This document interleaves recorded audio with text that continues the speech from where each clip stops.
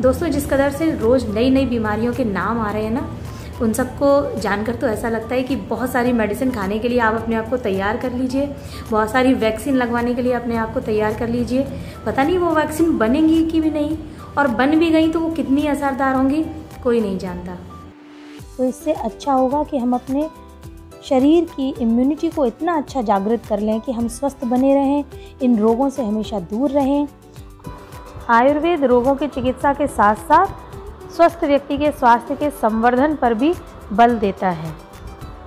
इसी स्वास्थ्य रक्षण की श्रृंखला में एक और कड़ी लेकर मैं प्रस्तुत हुई हूँ, जिसका नाम है नस्यकर्म। नस्यकर्म यानी कि औषधियाँ जब नाक के द्वारा दी जाती हैं, और ये उत्तमांग यानी कि गले के ऊपर वाले रीजन के लिए विशेष तौर पे लाभदायक होती हैं।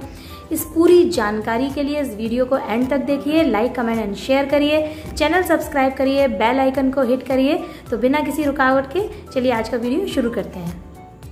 मैं डॉक्टर कुमकुम पांडे अपने YouTube चैनल में आपका स्वागत करती हूँ। तो चलिए नस्यकर्म के ऊपर आधारित इस वीडियो को शुरू करते हैं।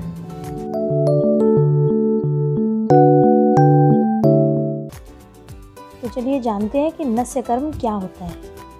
ऊर्ध्वजत्रु विकार यानी कि ग्रीवा के ऊपर के अंगों के लिए जो उत्तम चिकित्सा होती है उसे नस्य कहते हैं। नासायाम क्रियते, नाक द्वारा औषधि देने के कारण इसको हम नस्यकर्म कहते हैं। नासा ही शीर्षोद्वारम, आयुर्वेद कहता है कि नासिका शिर का द्वार होती है, तो शिर से संबंधित सभी समस्याओं के लिए नस्यकर्म एक उत्तम विधि है। नस्यकर्म में दी गई मेडिसिन नेज़ल पैसेज से होते हुए कंठ तक जाती है, इसलिए ये नेज़ल पैसेज में होने वाले इन्फेक्शन, एलर्जी को क्लियर करती है और इसके साथ ही नेज़ल पैसेज की नॉर्मल फंक्शनिंग को भी मेंटेन करती है। इसीलिए आजकल कोरोना महामारी में भी आयुष मंत्रालय द्वारा अड़ुतेल का नस्य देने का प्राविधान किया गया है। नस्य के अनेक प्रकार होते हैं, जैसे विरेचन नस्य, वृंगण नस्य और शमन नस्य। इनमें क्रमशः बढ़े हुए दोषों को बाहर निकालने का कार्य किया जाता है और घटे हुए दोषों को बढ़ाने का काम किया जाता है। और एक जो लास्ट है समन नस्य, उसमें दोषों को शरीर में रहकर ही शांत करने का प्रयास किया जाता है। इन तीनों प्रकार के नस्यों के लिए एक चिकित्सक की देखरेख होना और उसके परामर्श का होना अत्यंत आवश्यक है। बिना चिकित्सकीय परामर्श के इन नस्यों को आप घर पे नहीं कर सकते, इसके बहुत सारे कॉम्प्लिकेशंस हो सकते हैं। मगर प्रतिमर्श नस्य जो प्रतिदिन हम ले सकते हैं, स्वास्थ्य की दृष्टि से बहुत ही उपयोगी होता है और इसको सभी बिना चिकित्सक की सलाह के भी ले सकते हैं।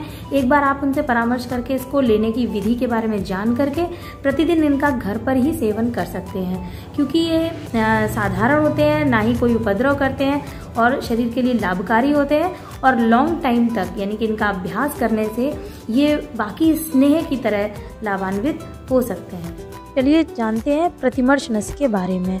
प्रतिवर्ष प्रावृट ऋतु यानी कि वर्षा काल से पहले वाली, शरद ऋतु वर्षा काल के बाद वाली और वसंत ऋतु यानी कि स्प्रिंग सीजन में बादलों के ना रहने पर जब आसमान एकदम साफ होता है, नस्यकर्म का प्रयोग किया जाता है।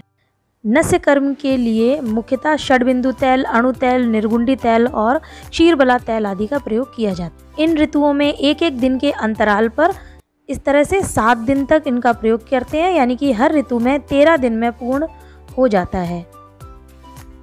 प्रतिवर्ष प्रतिमर्श नस्य लेने से नेज़ल डिसऑर्डर, ईयर डिसऑर्डर और आई डिसऑर्डर से हम दूर रहते हैं। इसके साथ साथ हेयर संबंधित विकार, सिर और दाढ़ी के बाल असमय सफ़ेद नहीं होते, जल्दी गिरते नहीं, इनकी वृद्धि भी बहुत अच्छी होती है। Stiffness of neck, headaches, facial paralysis और जॉ मसल्स की स्टिफनेस से भी दूर रहते हैं। इनके साथ ही ओल्ड कफ और माइग्रेन से हमें दूर रखता है, हमारी क्रेनियल और फेशियल मसल्स को स्ट्रॉन्ग बनाता है, हमारा चेहरा प्रसन्न दिखता है, भरा हुआ दिखता है, हमारे सेंस ऑर्गन स्ट्रॉन्ग होते हैं, इनको स्ट्रेंथ देता है।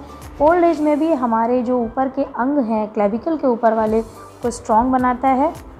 अर्थात ओल्ड एज में भी हमारे जितने भी सेंस ऑर्गन्स हैं वो अच्छी तरह काम करने में समर्थ होते हैं।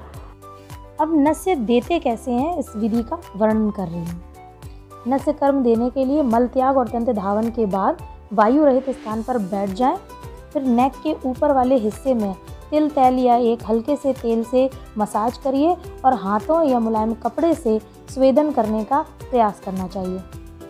नस्य कर्म करते समय पैरों को सिर के लेवल से थोड़ा सा ऊंचा रखते हैं। औषधि को हाथ से मलकर उसके टेम्परेचर को नॉर्मल करने का प्रयास करते हैं। 2-2 बूंद केवल दोनों नाकों में देने के बाद 100 तक गिनते हैं, यानी कि लगभग 3 से 4 मिनट तक वेट करते हैं और उसके बाद उष्ण जल का गार्गलिंग या मुंह में कुल्ला करते हैं, जिससे मुंह में बचे हुए अतिरिक्त कफ का शमन हो जाए। इसके बाद पादतल यानी कि पैरों के सोल, शोल्डर, हाथ और कर्ण आदि का हल्के हाथों से मसाज करना चाहिए। नस्य कर्म के पश्चात निवात स्थान यानी वायु रहित स्थान में रहना चाहिए। उष्ण द्रव्य या जल का प्रयोग करें, हितकर भोजन का प्रयोग करना चाहिए और इंद्रियों को वश में रखना चाहिए, अर्थात अधिक टीवी देखना या ऊंचे स्वर में गाने शोर सुनना नहीं करना चाहिए।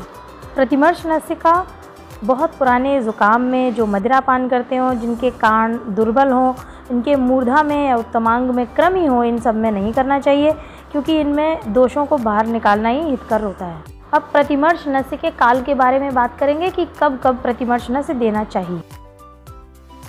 प्रातःकाल उठने के बाद अगर प्रतिमर्श नस्य देते हैं तो रात्रि के एकत्रित मल को नष्ट करता है। दंत धावन के बाद देने से दांतों को दृढ़ व मुख में सुगंध उत्पन्न करता है।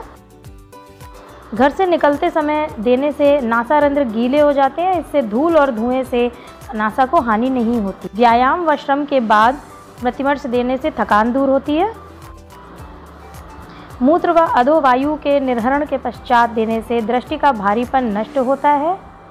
कवल व अंजन के बाद देने से नेत्र निर्मल होते हैं। भोजन करने के बाद प्रतिमर्श देने से श्रोत शुद्धि होती है, शरीर में लघुता आती है।